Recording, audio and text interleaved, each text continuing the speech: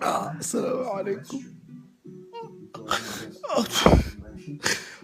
I've just watched right now Al Jazeera.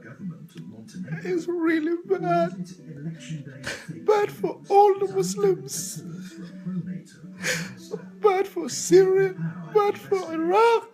Bad for Sudan. Bad for Somalia. There's no food.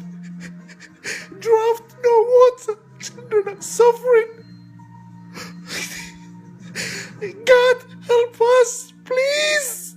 If you can, please, God help us. This is unacceptable. Unacceptable.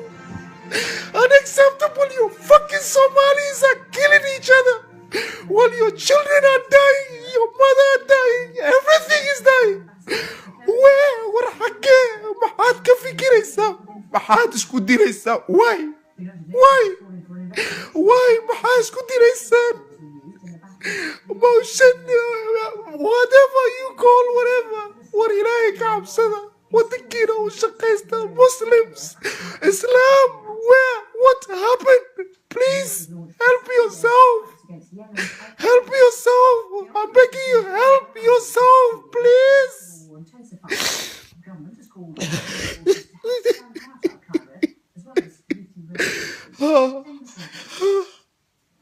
I've just watched Al Jazeera. It's ridiculous. Absolutely ridiculous. Wow. Aad u xun.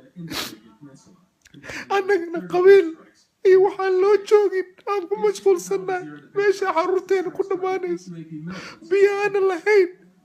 War hallees caawiya, ilaahay ka cabsada. Al-shabaab faraha dadka ka qaada waa idin baryaa. Please, ilaahay ka baqa.